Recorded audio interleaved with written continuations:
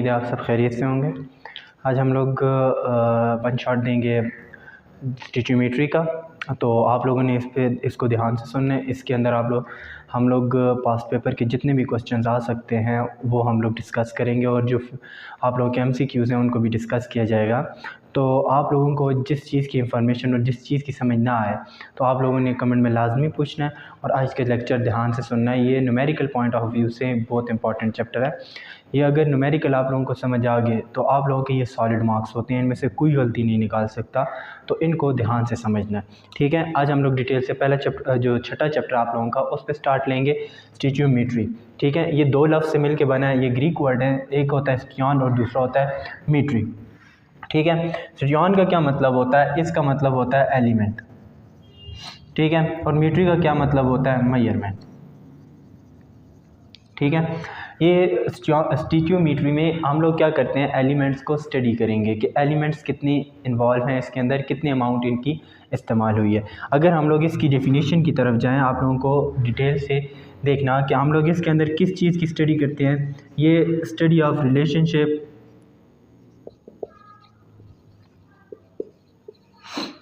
Of substance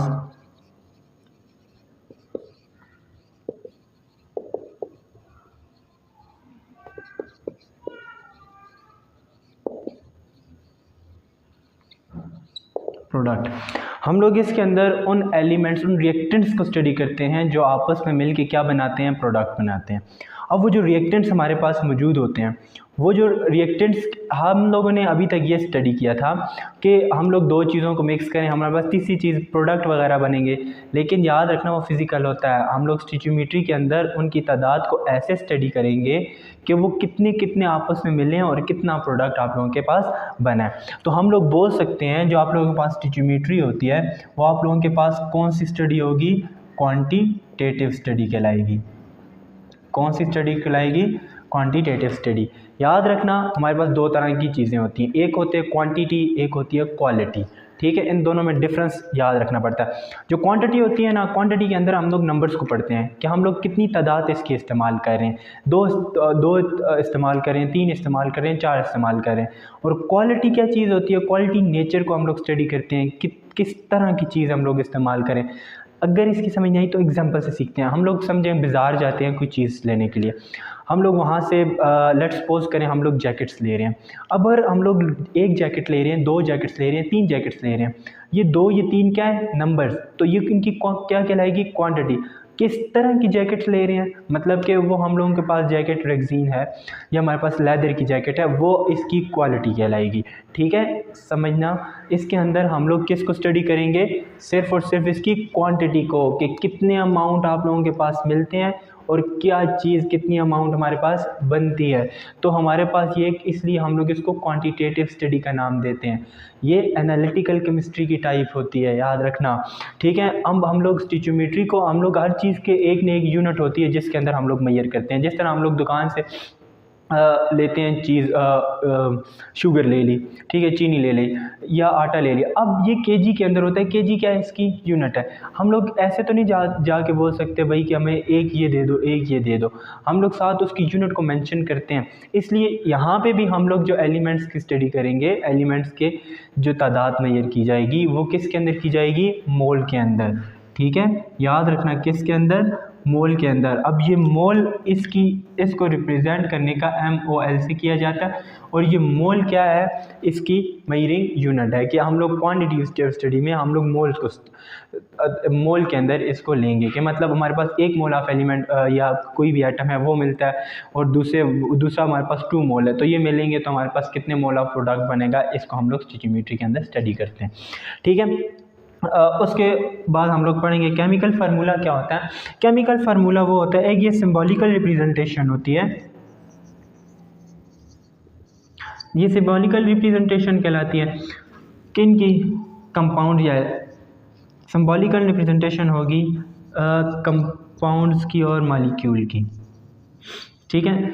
हम लोग इसके अंदर हमारे पास कोई भी मॉलिक्यूल, कोई भी कंपाउंड हमारे पास मौजूद होता है, उसको हम लोग क्वांटिटी वाइज स्टडी करते हैं कि हमारे पास इसके अंदर किस तरह की, हम लोगों को ये जो केमिकल फार्मूला होता है क्या क्या इन्फॉर्मेशन इसके बारे में देगा। अब केमिकल इन्फॉर्मेशन, केमिकल जो फार्मूला होता है वो हमें इसको हम लोग बोलते हैं कि जिस तरह हमारे पास कंपाउंड है, इसको हम लोग लिख लेते हैं कि इससे हमें सिंबल्स को कलेक्टिवली करके हम लोग लिखते हैं, मतलब हम लोग एक शॉर्टेस्ट वे है लिखने का है। ठीक है।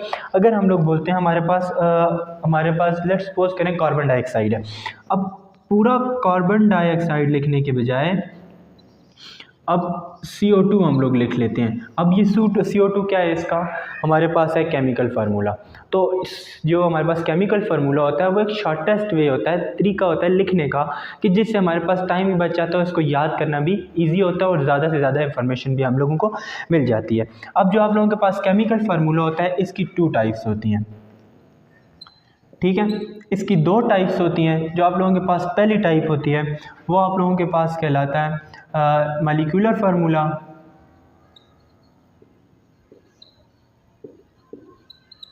और जो सेकंड आप लोगों के पास होता है वो आप लोगों के पास क्या कहलाता है, एम्पेरिकल फार्मूला। ठीक है। अब मॉलिक्यूलर फार्मूला और एम्पेरिकल फार्मूला में क्या फ़र्क है, दोनों की दोनों ही सिंबॉलिकल रिप्रेजेंटेशन होती है। इसमें भी हम लोग सिंबल्स को लिखते हैं, इसके अंदर भी हम लोग किसको लिखते हैं, सिंबल्स को लिखते हैं। अब फ़र्क क्या है इन दोनों में, फ़र्क ये है कि हमें ये एक्चुअल रेशो बताता है। क्या बताता है, एक्चुअल रेशो, और जो एम्पेरिकल फार्मूला होता है ये सिंपलेस्ट रेशो बताता है। ठीक है। मतलब इससे जो हमें इंफॉर्मेशन कौन कौन सी मिलती है, इससे हमें क्या इंफॉर्मेशन मिलेगी, इससे हमें जो इंफॉर्मेशन मिलेगी इसमें हमें मॉलिक्यूल के अंदर जो एलिमेंट्स मौजूद हैं उन एलिमेंट्स का पता चलेगा कि कौन कौन से एलिमेंट्स इसके पास मौजूद है। सेकंड, उनकी रेशो का पता चलेगा, जो ये रेशो होगी ये फिक्स होगी, मतलब कि हमें इनकी तादाद का पता चलेगा कि कितने एलिमेंट्स इसमें मिले हैं। तो लेकिन हमारे पास एम्पेरिकल फार्मूला में हमें एलिमेंट्स का तो पता चल जाता है कि इसमें कौन से एलिमेंट्स इन्वॉल्व हैं, कि कौन से एलिमेंट्स मिले और हमारे पास ये चीज़ बनी है। लेकिन जो आप लोगों के पास ये जो रेशो बताता है, ये रेशो आप लोगों को सिंपलेस्ट रेशो बताता है। ठीक है। सिंपलेस्ट रेशो का क्या मतलब है कि इसकी कंप्लीट इंफॉर्मेशन हमें नहीं मिल रही होती, तो लेकिन आप लोगों के पास जो मॉलिक्यूलर फार्मूला होता है वो कंप्लीट इंफॉर्मेशन दे रहा होता है। एग्जांपल से सीखते हैं कि हमारे पास एक एग्जांपल है C6H12O6। ठीक है। आप लोगों के पास ये एक हम लोग ले लेते हैं कंपाउंड, तो आप लोगों के पास ये ग्लूकोज का होता है। तो इसके अंदर देखें आप लोग मॉलिक्यूलर फार्मूला में हमारे पास ये क्या है, 6 कार्बन है, 12 हाइड्रोजन है और 6 ऑक्सीजन है। तो आप लोगों को एलिमेंट्स की भी तादाद का पता चल रहा है और एलिमेंट्स का भी पता चल रहा है। लेकिन एम्पेरिकल फार्मूला में क्या होगा, इसकी जो भी रेशो है इसकी रेशो लिखो। अब इसकी रेशो लिखने के बाद इसको सिंपलेस्ट फॉर्म में कन्वर्ट करने के लिए क्या करते हैं, सेम टेबल में आ रहे हैं तो इनको डिवाइड कर दो। हमें पता है ये 6 से 1 6 2 6 1, तो इसकी रेशो क्या बन जाती है 1:1, 1:2 1:1। ठीक है। अब लोग इसको उठा के इसके अंदर पुट कर लेते हैं C1H2O1। अब देखें इसके पास ये इसका है एम्पेरिकल फार्मूला, इससे हमें ये तो पता चल रहा है कि इसके पास एलिमेंट्स कौन कौन से मौजूद हैं, लेकिन ये नहीं पता चल रहा कि कितनी अमाउंट है फिक्स।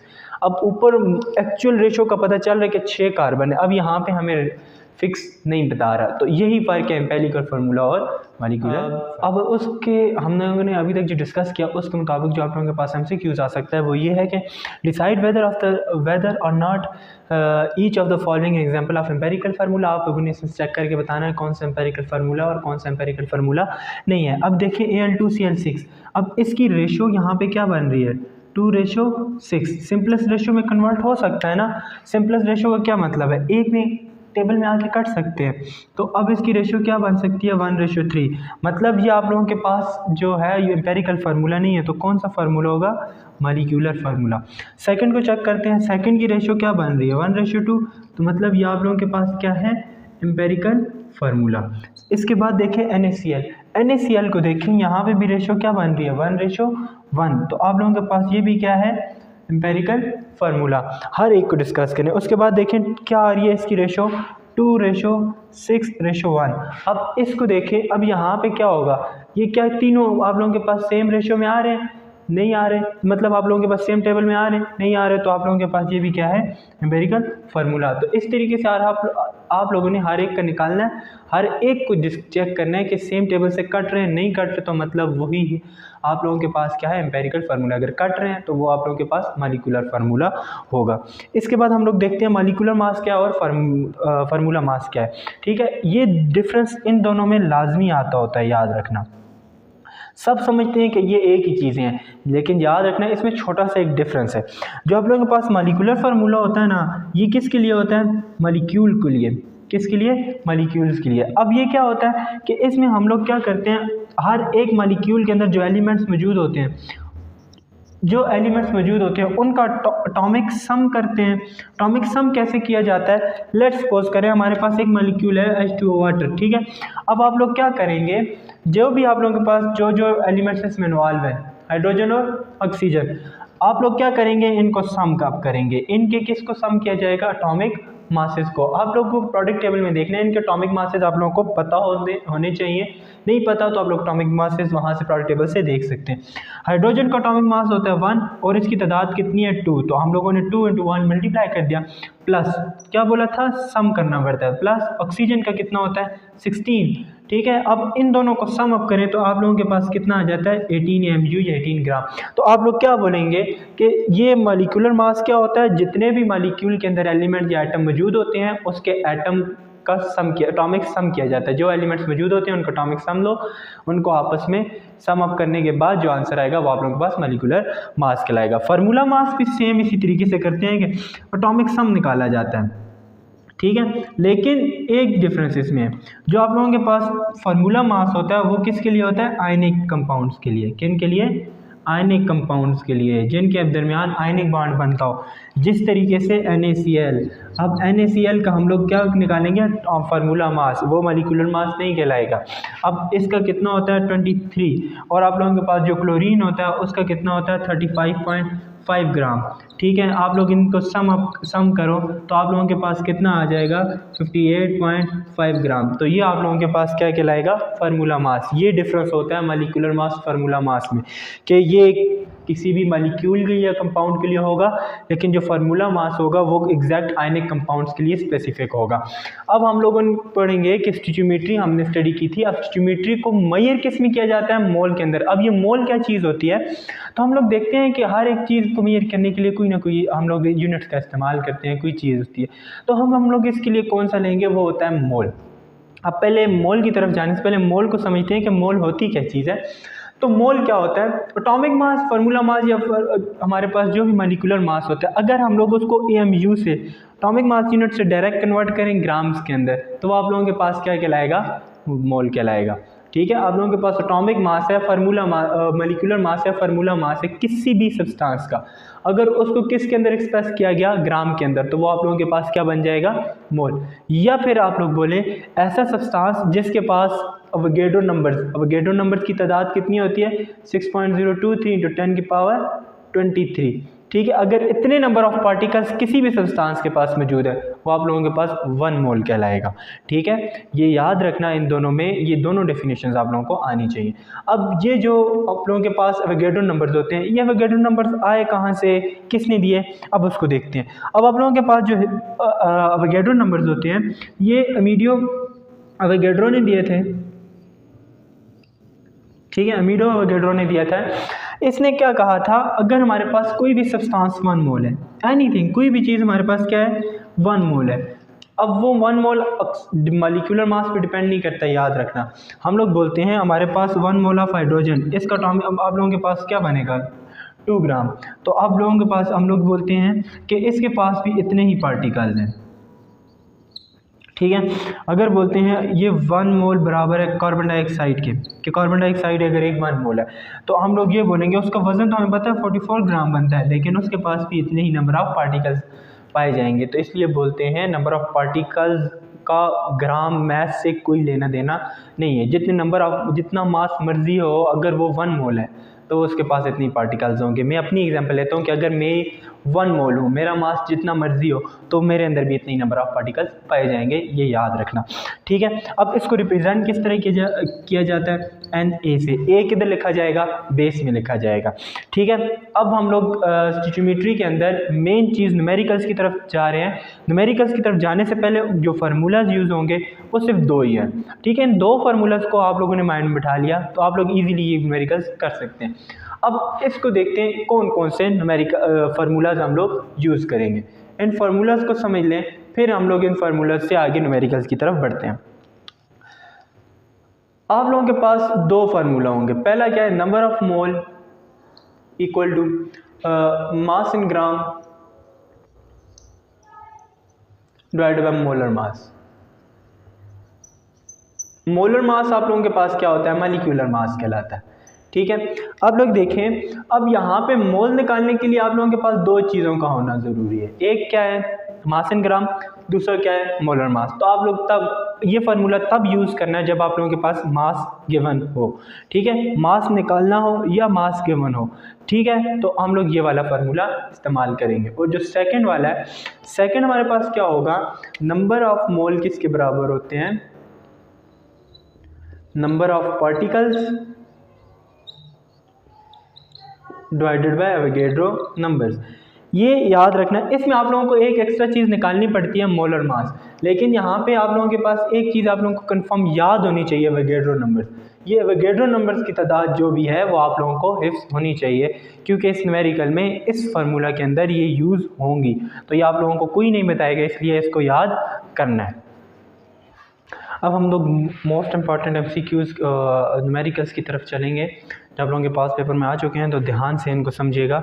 तो हम लोगों ने सिर्फ 2, ये आप लोग 2 जो आप लोगों के पास फार्मूलाज हैं, इन फार्मूलों को अपने जहन में रखना है और इनको याद कर लेना है, जिनको हम लोग आगे यूज़ करेंगे।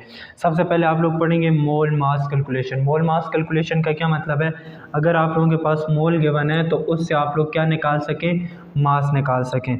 और सेकंड चीज़ क्या होती है कि अगर आप लोगों के पास मास गिवन है तो उससे क्या निकाल सकें, मोल निकाल सकें।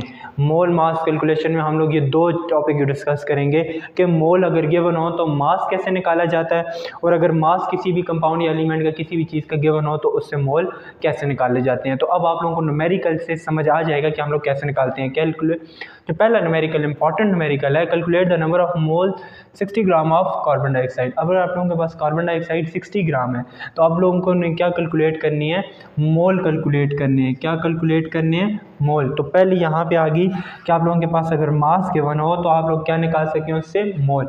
तो आप लोगों को पता है मोल के लिए हम लोग कौन सा फार्मूला यूज़ करेंगे, ग्राम गिवन है तो मतलब यही वाला। तो नंबर ऑफ मोल किसके बराबर होते हैं, mass in gram divided by molar mass. तो आप लोगों के पास जो गिवन है इसके अंदर, तो वो क्या चीज़ है आप लोगों के पास कि मास इन ग्राम आप लोगों के पास गिवन है। मास इन ग्राम कितने हैं, 60 ग्राम। तो ये आप लोगों के पास गिवन है। किस चीज़ का गिवन है, कार्बन डाइऑक्साइड का। कैलकुलेट आप लोगों ने क्या करना है, आप लोगों ने कैलकुलेट करना पड़ेगा। आप लोगों के पास नंबर ऑफ मोल कितने हैं, तो मोल की कैलकुलेशन के लिए जो फार्मूला यूज़ करोगे वो कौन सा यूज़ करोगे, नंबर ऑफ मोल किसके बराबर होते हैं, mass in gram divided by molar mass. तो आप लोगों के पास यहाँ पे देखें मास इन ग्राम तो गिवन है लेकिन मोलर मास नहीं है। तो मोलर मास किसका मालूम करेंगे, जो मॉलिक्यूल आप लोगों के पास गिवन है। तो आप लोग क्या करेंगे, जो भी है आप लोगों के पास है उसका मॉलिक्यूलर मास निकालेंगे। वो आप लोगों ने सीखा है कैसे निकालेंगे। कितने नंबर ऑफ कार्बन है, 1, तो 1 नंबर ऑफ कार्बन को मल्टीप्लाई कर दिया उसके कार्बन के साथ, और कितने ऑक्सीजन है, 2। तो इन दोनों के अलग अलग निकालेंगे, उनको आपस में सम कर लेंगे। कार्बन कितने होते हैं, कार्बन का एटॉमिक मास होता है 12, तो और ऑक्सीजन का कितना होता है आप लोगों के पास 16। तो आप लोगों के पास ये आ गया 32 + 12, तो टोटल हो गया 44 ग्राम। तो मतलब इसका मॉलिक्यूलर मास कितना आ गया, 44 ग्राम। आप लोग ये वैल्यू किधर डाल देंगे, फार्मूले के अंदर। तो आप लोगों के पास नंबर ऑफ मोल किसके बराबर आ गए, वैल्यूज़ पुट करें। आप लोगों के पास आ गया 60 ग्राम डिवाइडेड बाय 44 ग्राम। तो ये आप लोग आपस में कटिंग कर लें तो क्या आ जाएगा, 22 और 30, जब तक काट रहे हैं इनको आपस में काटें और जो भी आंसर आएगा वो आप लोगों के पास क्या कहलाएगा, इसके नंबर ऑफ मोल्स आ जाएंगे। तो जो 60/44 है इसको आप लोग डिवाइड करें, आप लोगों के पास आंसर आ जाएगा। सेकंड क्या था वो तो हम लोगों ने निकाल लिया, मैथ्स गिवन हो तो मोल कैसे निकालते हैं, मोल गिवन हो तो मैथ्स कैसे निकालेंगे वो देखना है कि अगर आप लोगों के पास मोल आ जाएं तो आप लोगों ने मैथ्स निकालना हो तो फिर क्या करना पड़ेगा। तो फिर ज़्यादा कुछ करने की ज़रूरत नहीं है, जो फार्मूला है उसको थोड़ा सा अरेंज कर देना है, थोड़ा सा रीअरेंज करेंगे तो आप लोगों के पास आ जाएगा। एग्जाम्पल से समझ लेते हैं, न्यूमेरिकल से। मोस्ट इंपॉर्टेंट न्यूमेरिकल है, एक दफ़ा आ भी चुका है। तो ओजोन हम लोग, एक ओजोन हमारे पास क्या है, एक मॉलिक्यूल है जिसे हम लोग क्या बोलते हैं, O3। क्या बोला जाता है, O3। आप लोगों को पता है ओजोन एक लेयर है तो O3 इसको बोलते हैं। तो हम लोग बोलते हैं कि इसका 9.5 मोल, पूरा पढ़ते हैं, ozone is a molecular substance determined it's molar mass, बोलते हैं इसका पहले मोलर मास निकालें, फिर उसके बाद आप लोगों ने क्या करना है, अगर इसके मोल 9.05 मोल गिवन है तो आप लोग इसका क्या कैलकुलेट करें, मास कैलकुलेट करें। तो आप लोगों के पास जो गिवन चीज़ है वो एक ही है कि इसके मोल गिवन है। क्या गिवन है, मोल कितने गिवन है, 9.05 मोल। ठीक है, ये गिवन है तो आप लोगों को बोला गया है इसका क्या निकालना है, मास कैलकुलेट करना है। मास ऑफ O3 हम लोग क्या करेंगे, कैलकुलेट करेंगे। हम लोगों ने वही फार्मूला पढ़ा है, नंबर ऑफ मोल किसके बराबर है, mass in gram divided by molar mass. ठीक है, हमें पता है मोलर मास हम लोगों को किसका निकालना है, O3 का। तो हम लोग निकाल लेते हैं 3 इंटू O। तो तीन एटम है ना ऑक्सीजन के, तो एक का एटॉमिक मास होता है 16, तो 3 को मल्टीप्लाई करें क्या हो जाएगा, 48 ग्राम। तो हम लोगों के पास यहाँ पे ही 48 ग्राम, और नंबर ऑफ मोल्स आप लोगों के पास पहले से गिवन है। वैल्यूज पुट करें, वैल्यूज पुट करने से पहले आप लोग अरेंज कर दें। आप लोगों को पता है जो चीज़ हमने मालूम करनी होती है उसको एक साइड पे अकेला कर देते हैं, जो भी उसके साथ है मल्टीप्लाई हो रहा है तो दूसरी साइड जाके डिवाइड हो जाएगा, अगर डिवाइड हो रहा है तो दूसरी जाके मल्टीप्लाई हो जाएगा। तो ये क्या हो रहा है, यहाँ पे डिवाइड हो रहा है तो ये यहाँ पे जाके क्या हो जाएगा, मल्टीप्लाई। तो आप लोगों के पास जो फार्मूला बन जाएगा वो होगा mass in gram equal to mole multiply by molar mass. Mole कितने आप लोगों के पास गिवन है, 9.05, इसको मल्टीप्लाई करें, मोलर मास कितना है 48 ग्राम। इसको मल्टीप्लाई करने के बाद जो भी आंसर आएगा वो क्या होगा आप लोगों के पास, मास इन ग्राम। यही दो तरीके हैं, इन दोनों को आप लोगों ने अपने जहन में बैठा लेना है। अब हमने एक तो हम लोगों ने स्टडी कर लिया है कि इसके अंदर कौन सा लगेंगे फार्मूले, ये तो हम लोग पढ़ चुके हैं। अब इस फार्मूले का इस्तेमाल कहाँ कहाँ होगा वो देखना है। सेकंड है कि मोल पार्टिकल कैलकुलेशन। ठीक है, कि हम लोगों के पास अगर मोल गिवन हो तो उससे पार्टिकल्स की तादाद कैसे मालूम करते हैं, पहली चीज़। दूसरी क्या है कि अगर आप लोगों के पास पार्टिकल्स की तादाद गिवन हो तो आप लोग उससे क्या मोल कैसे कैलकुलेट करेंगे। तो ये चीज़ आप लोगों ने अब कैसे निकालनी है। ठीक है, तो अब हम देखते हैं कि इसके लिए हम लोग कैसे, कौन सा फार्मूला इस्तेमाल करेंगे और क्या करना पड़ेगा। तो ये तो मास के लिए था, अब ये किसके लिए इस्तेमाल होगा, ये है, ये फार्मूला पार्टिकल्स का नाम नज़र आ रहा है, तो मतलब पार्टिकल्स और मोल्स इन दोनों के लिए हम लोग ये वाला फार्मूले का इस्तेमाल करेंगे। अब एग्जाम्पल से इम्पॉर्टेंट क्वेश्चन से हम लोग सीख रहे हैं, इनको अपने जहन में रखना। इसके बाद मैं आप लोगों को घर के लिए भी कुछ क्वेश्चंस लिख के दूंगा, उसकी प्रैक्टिस आप लोगों ने खुद करनी है। अब क्या है, इस न्यूमेरिकल को समझें। इसके पास आप लोगों को बोला गया है calculate the number of moles, तो हम लोगों को कैलकुलेट क्या करने पड़ेंगे, number of mole. Number of मोल आप लोगों ने क्या करने हैं, कैलकुलेट। उसमें आप लोगों के पास गिवन क्या है, देखिए यहाँ पे 10 की पावर नजर आई 23। तो इसके बाद क्या लिखा, पार्टिकल्स। हम लोगों को पता चल गया कि पार्टिकल्स की तादाद यहाँ पे कितनी है, 3.011 इंटू 10 की power 23 of any compound. Compound जो मर्जी हो, पार्टिकल की तादाद मिल गई। अब कंपाउंड से हमारा लेना देना कुछ नहीं है, जो मर्जी हो उसका हम लोग मोल निकालेंगे। क्या फार्मूला यूज़ करेंगे, बोले नंबर ऑफ मोल हमारे पास बराबर है number of particles divided bye Avogadro numbers. आप लोगों को अवोगाड्रो नंबर्स की तादाद मालूम है ना, जो अभी पीछे पढ़ाई थी, आगे ध्यान दीजिए। नंबर ऑफ मोल किसके बराबर है, नंबर ऑफ पार्टिकल्स गिवन है, पुट कर दीजिए जो 10 की power 23 divided by Avogadro numbers कितने हैं 6.023 इंटू 10 की पावर 23। अब देखें ये बेसिस सेम डिवाइड में आ रहे हैं, दोनों क्या हो गए, कैंसिल हो गए। आप लोगों के पास पीछे क्या बच गया 3.011 डिवाइडेड बाय 6.023। तो अब हम लोग क्या करेंगे, इन दोनों को आप लोग डिवाइड करें, जो भी आंसर आएगा उतने नंबर ऑफ मोल आप लोगों के पास होंगे। ठीक है, अब देखें यहाँ पे क्या हुआ, आप लोग इसको देखें 10 की पावर 23 ऊपर भी है, 10 की पावर 23 नीचे भी है, बेसिस सेम है ना।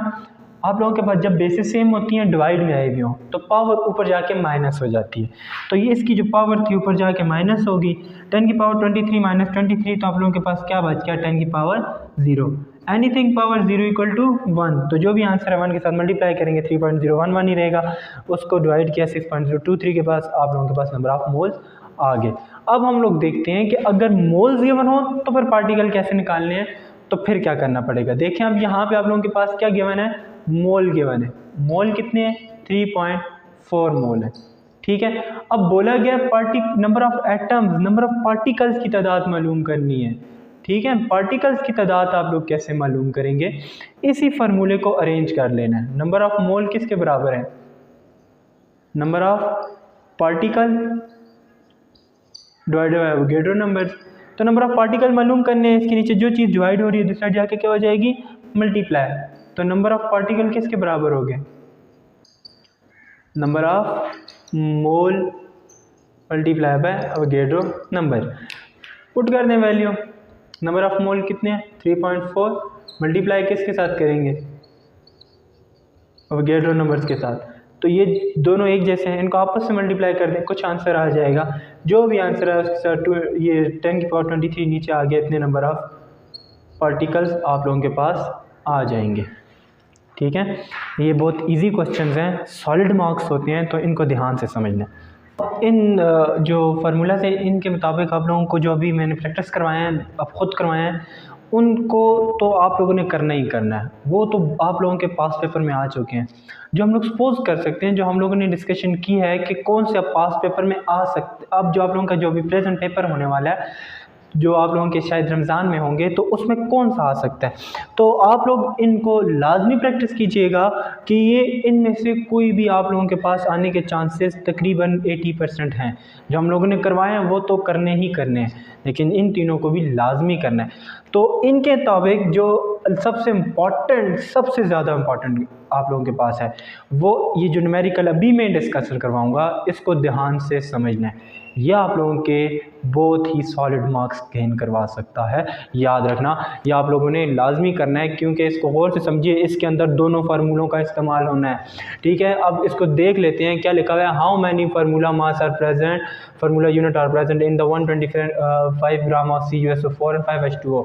अब इसको गौर से समझें, ये कहना क्या चाह रहा है। इसने कहा आप लोगों ने क्या चीज़ कैलकुलेट करनी है, फार्मूला यूनिट। फार्मूला यूनिट आप लोगों को पता ही नहीं होगा फार्मूला यूनिट क्या है, तो इसको गौर से समझिए। फार्मूला यूनिट किसे बोलते हैं, नंबर ऑफ पार्टिकल्स इसने कैलकुलेट करने का बोला है, नंबर ऑफ पार्टिकल्स कैलकुलेट करने का बोला है। आप लोगों के पास ये तो ग्राम को देख के समझ आ गई है मास के बना है किसका, इस वाले कंपाउंड का।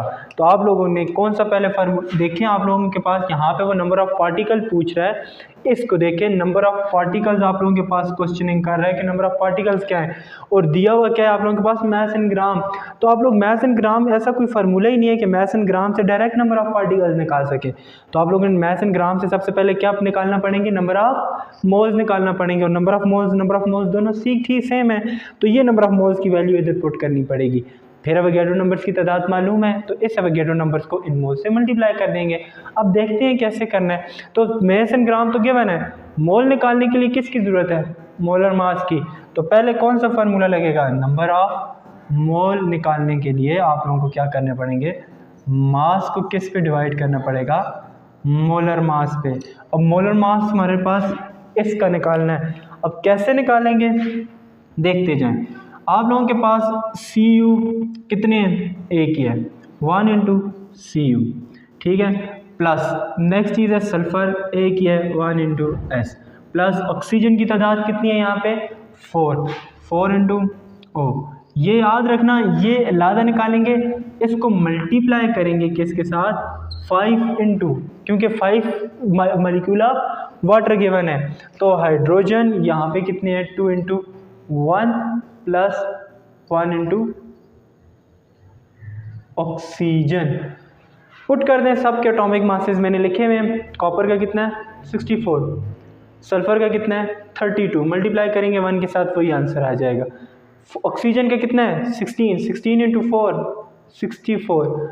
अब यहाँ तक हमारे पास इसका आ गया, इसके साथ मल्टीप्लाई किसको करना है 5 × हमारे पास क्या चीज़ गिवन है, हाइड्रोजन का कितना होता है 1, 2 × 1 1 प्लस 16। तो आप लोगों के पास कितना आ गया 18 × 5 × ये इन सब को सम अप करें 64 प्लस 32 प्लस 64, तो जो भी आंसर इसका आएगा उसको मल्टीप्लाई कर देना 5 × 18 के साथ, तो आप लोगों के पास ये 125 ग्राम आ जाएंगे। ठीक है, तो आप लोगों ने ये इस तरीके से इसका 125 नहीं सॉरी 250 ग्राम आ जाएंगे आप लोगों के पास 250 ग्राम। तो याद रखना ये आप लोगों के पास क्या है इसका मोलर मास, तो आप लोग कैलकुलेट कर लीजिएगा। तो अब हम लोग इसके अंदर वापस पुट कर देंगे वैल्यूज़। मास कितना गिवन है 125 ग्राम, आज मोलर मास कितना आया 250, तो डिवाइड करें 1 जार 1 2, 1 डिवाइडेड बाई 2 किसके बराबर होता है, हाफ किसको बोलते हैं 0.5 को, तो हमारे पास 0.5 नंबर ऑफ मोल्स आ गए। अब हम लोगों के पास नंबर ऑफ मोल्स आ गए, लेकिन हम लोगों को ये तो नहीं चाहिए क्या नंबर ऑफ पार्टिकल्स। अब हम लोगों को मोल्स का पता चल गया है, अब एवोगैड्रो नंबर्स भी हमें पता है, तो अब पार्टिकल्स हम लोग निकाल सकते हैं। तो सेकंड फार्मूला कौन सा यूज़ होगा, number of mole equal to number of particles divided by Avogadro number. Avogadro number की तादाद आप लोगों को मालूम है, अरेंज करने की क्या ज़रूरत है, यहाँ से डायरेक्ट मल्टीप्लाई कर दें इसके साथ। तो नंबर ऑफ मोल्स कितने आए 0.5, एवोगैड्रो नंबर्स कितने हैं 6.023 × 10⁻23। अब ये चीज़ आप लोगों के पास आ गई किसके बराबर है, नंबर ऑफ पार्टिकल्स के। अब आप लोगों ने इन दो को मल्टीप्लाई कर दें, 0.5 को इसके साथ मल्टीप्लाई करें, जो भी आंसर आएगा × 10⁻23 को उसके साथ ही लिखे रहने दें। आप लोगों के पास क्या कहलाएंगे नंबर ऑफ पार्टिकल्स।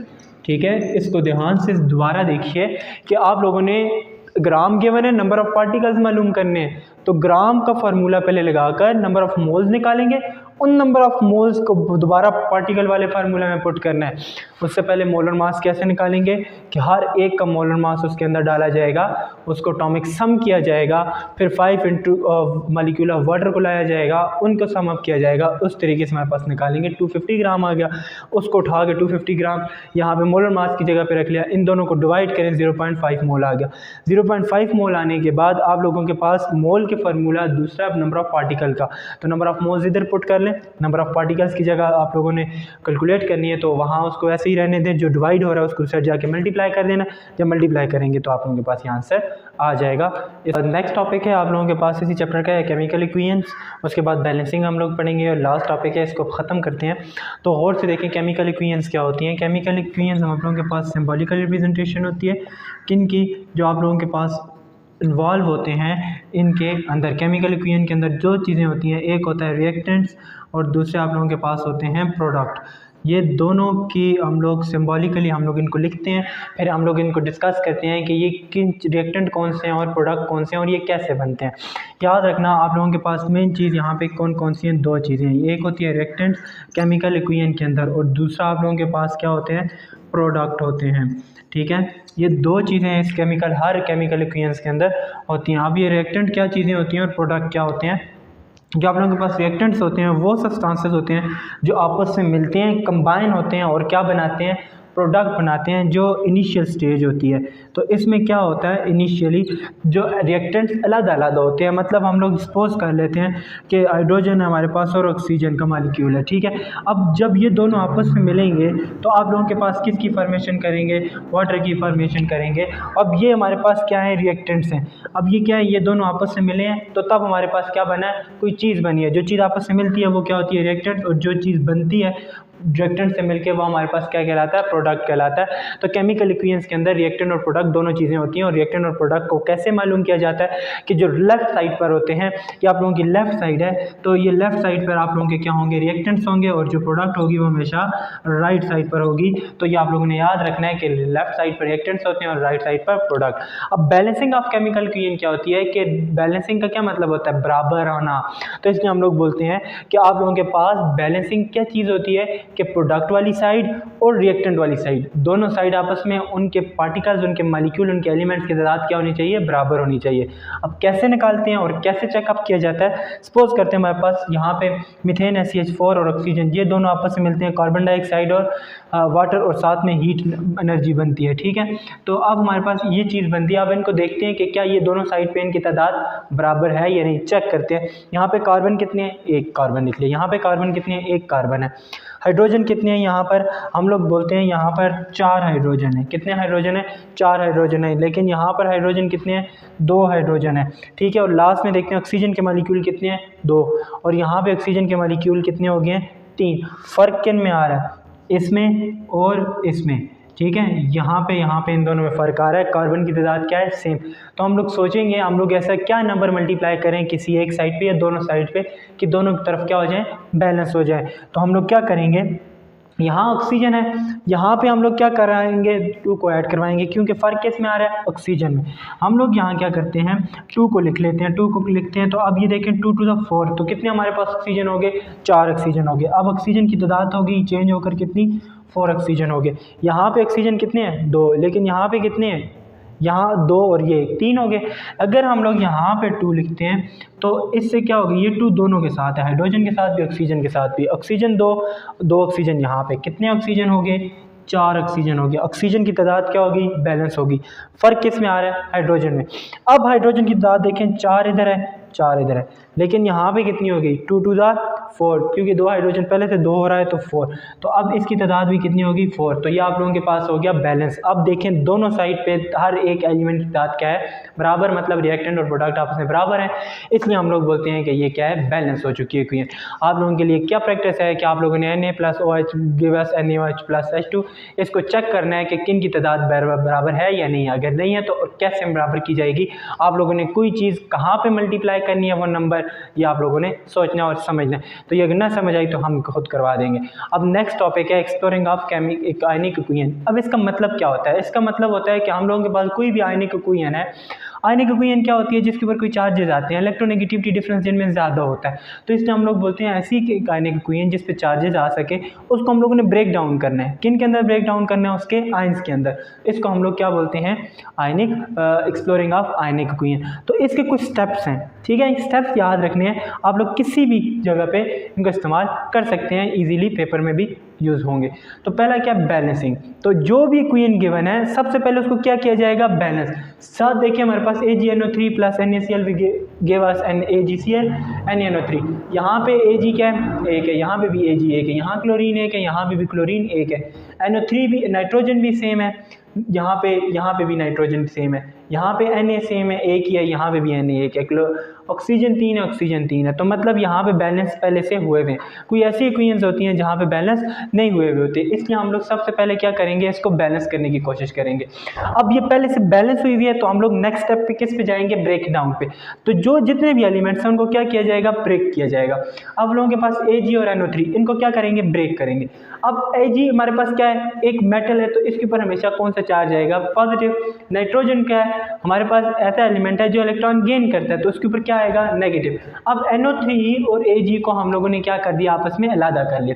जब इनको अलग किया, Ag के ऊपर पॉजिटिव चार्ज आ गया और NO3 पर नेगेटिव चार्ज आ गया, ठीक है। अब सेकंड कौन सा है, Na और Cl। Na क्या है, positive charge, Cl negative charge. क्यों, ये हेलोजन है।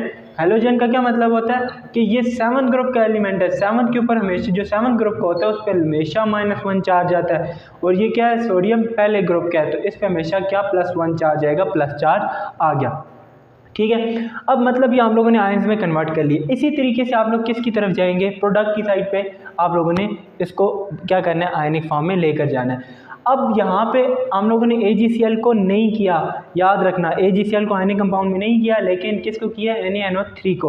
अब NaNO3 को किस तरीके से करना है कि Na के ऊपर पॉजिटिव चार्ज आएगा क्योंकि वो क्या है, मेटल है और इसका हमेशा इलेक्ट्रॉन लूज करता है, और NO3 नाइट्रोजन पे यहाँ पे भी नेगेटिव था, यहाँ पे भी नेगेटिव चार्ज आएगा कि हमेशा इलेक्ट्रॉन को क्या करेगा, ऑक्सीजन की वजह से ऑक्सीजन गेन करता है इलेक्ट्रॉन, ऑक्सीजन की वजह से इस पूरे कंपाउंड एलिमेंट के ऊपर, ये एक आयनिक कंपाउंड है, इसको हम लोग बोलेंगे इस पर नेगेटिव चार्ज आएगा। जब इनके ऊपर चार्जेस आ गया, अब हम लोगों ने सवाल ये पैदा होता है कि AgCl को हम लोगों ने क्यों नहीं किया। जो AgCl है ये एक मेन प्रोडक्ट है, जो मेन प्रोडक्ट बनाएंगे हम लोग इसको नहीं करेंगे, याद रखना। क्यों नहीं करेंगे, क्योंकि हम लोग देखें यहाँ पे भी Ag है और यहाँ पे हम लोग के पास क्या